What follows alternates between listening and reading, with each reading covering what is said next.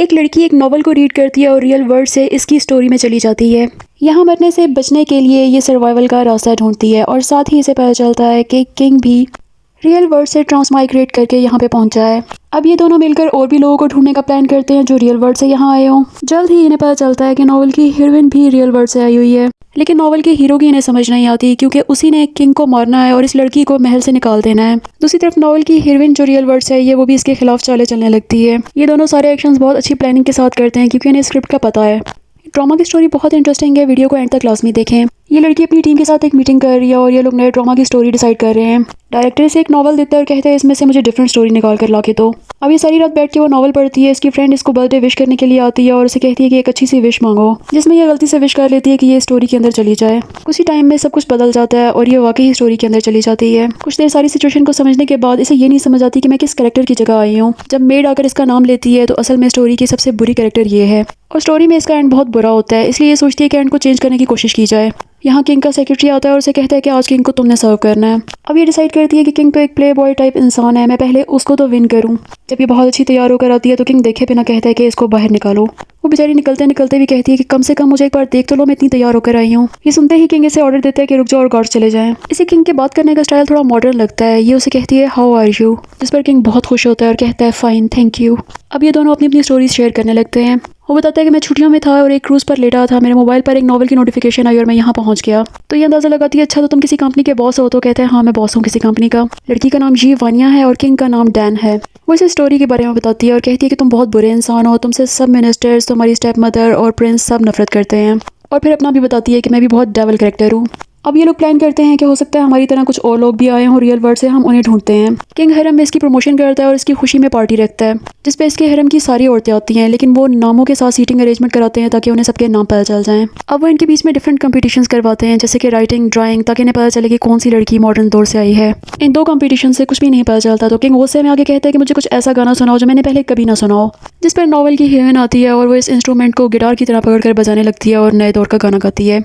ये दोनों ये देखकर बहुत खुश होते हैं, लेकिन इसी सब के बीच में बॉर्डर की ड्यूटी पूरी करके प्रिंस डॉन वापस आ जाता है। यही नॉवल का हीरो है और इसी ने इन दोनों को मरवाना है। इसके बाद हम देखते हैं कि लड़की वी को भी सारे स्क्रिप्ट का पता है और वो इसी नदी के किनारे बैठ के इंतजार करती है जहाँ प्रिंस डॉन ने आना है। यहाँ इसकी प्रिंस डॉन से मुलाकात होती है।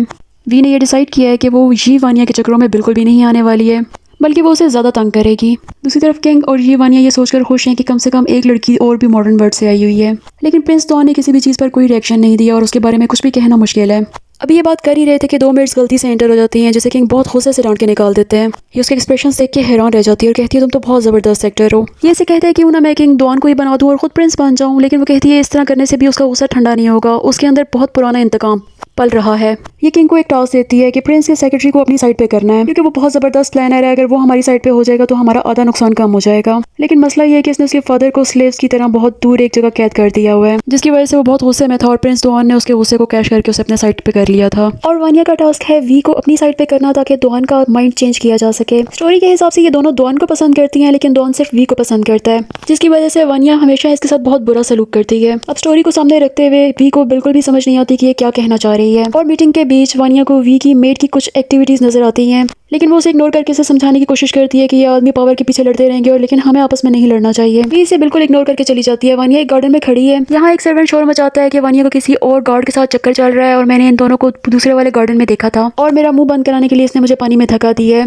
जबकि उसने वानिया के सामने खुद ही पानी में जंप किया था। इसी टाइम किंग पहुंचता है और किंग उसकी कोई बात नहीं सुनता, गार्ड से कहता है उसे उठा के ले जाओ यहाँ से।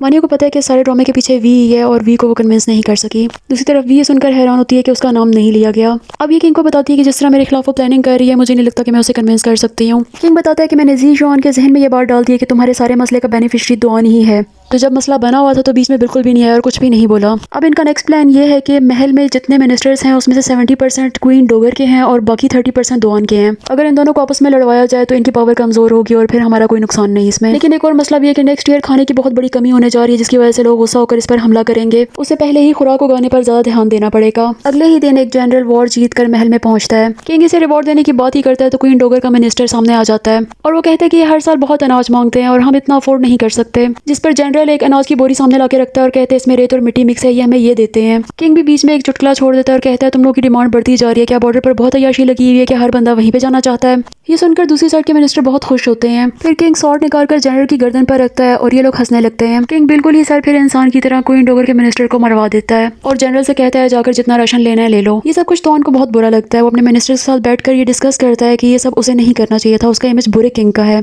अगर वो अच्छा बनने लगेगा तो आर्मी उसे नफरत कैसे करेगी। और ये इसकी सारी बातें जी जॉन के जहन पर असर करने लगी। यहाँ ये दोनों बहुत खुश होते हैं कि अब दोनों पार्टीज आपस में लड़ती रहेंगी और इनके पास नेक्स्ट प्लानिंग का टाइम बन जाएगा। इन्हें अगले साल आने वाली खुराक की कमी को डील करना है और साथ में ये भी टेंशन है कि जी जॉन अपने फादर वाले इंसिडेंट को जब दोबारा खोलकर देखेगा तो भी उसे डॉन के खिलाफ कोई सबूत नहीं मिलने वाला।